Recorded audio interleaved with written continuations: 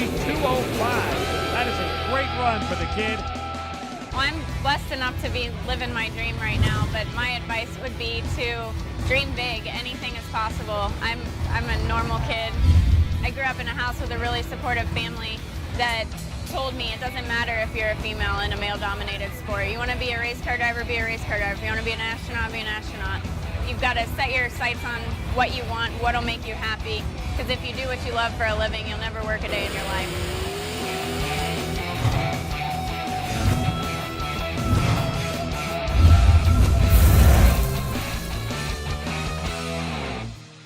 Good morning. Thank you guys for having me here today. I'm very excited to be here. It wasn't very long ago that I remember being forced into an auditorium where I was going to have to listen to somebody talk about something that I didn't think applied to me. But I want to promise you that Toyota and I are going to change that today. If you pay attention, the things you see and hear could change your life if you let them. Now today isn't about me or about drag racing. It's about dreaming big and setting your goals. And through preparation, concentration, and observation, you can get there. I think that the whole message of the need to focus and observe and prepare to reach your dreams, to dream big, that all totally works with that idea of driving down the road, having a destination in mind, and following the right directions to get there. In my hometown, I had to go through driver's ed for 6 weeks. Once I graduated, I got my permit, and then I was allowed to drive with my parents in the vehicle for 6 months until my 16th birthday. That day finally rolled around and we headed down to the DMV to get my driver's license.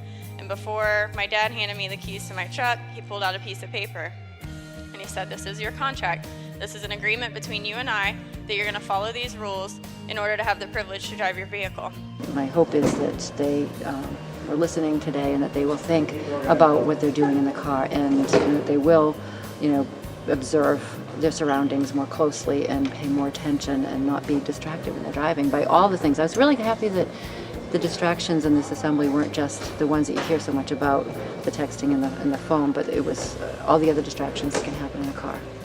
My dad made it known from the start that driving was a privilege, not a right. And with privileges, like most of them, they have to be earned. And by doing that, I had to continue to make good decisions.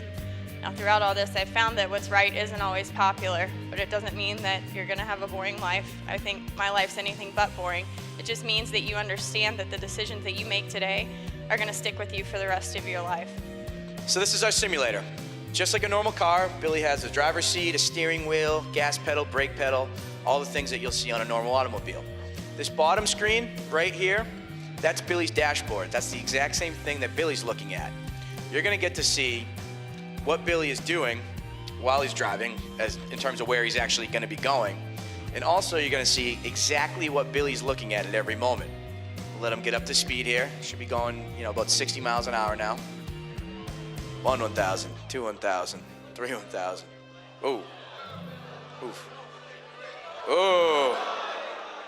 The simulator was a wonderful component of the program, and it kind of basically made them more aware of the importance of safe driving and how detrimental electronics, or just basically, not being totally aware 100% of the time. They heard an important message about distracted driving and the importance of, being mindful of keeping their eyes on the road and, not fiddling with the radio, not looking at that piece of paper that's on the side, not pulling that cell phone out of their lap, and so they keep themselves safe and others around them safe. In order to prepare for driving, you can't take driving lightly. It's really serious. It's a privilege, not a right. So, and it's dangerous as well. So you have to eliminate distractions, or plan on eliminating distractions before you enter the car. I've had my license for almost 2 years now, and I notice as the longer I have it, I'll say the more distracted I've gotten. Just in the summer it's hard. You want to have your windows down, the music loud, and even sometimes I'll be like, how did I get here after 5 minutes of driving? And so today it showed me that I really do need to be more aware of my surroundings to prevent crashes. Prepare, concentrate, and observe. Prepare, set your goals and set them high, because anything is possible. Concentrate, focus on the things that you want to happen. Don't dwell on the negative things. And observe, always be aware of your surroundings and continue to make good decisions, because like I said, they're going to stick with you for the rest of your life. I learned today that no matter how much experience you have as a driver, you always have to be aware of your, like what's going on around you, because you never know what could happen. I think I learned just to be more cautious when I'm driving and to be safe, because I think we're all excited to get our license and stuff, that we don't really think about the precautions we need to take, and that we need to be, do the 3 things, and observing and being cautious of our surroundings and stuff. And I was telling some of the students that I'm just as guilty, some of the things that I saw in this presentation, and that, as the leader, as the role model for everybody else, that I need to make a pledge and a promise to myself, and voice that and share that that I'm not going to be doing those things. Be excited about the road ahead. Your future's bright. Keep your eye on your goal. All things are possible, but let's get there safely.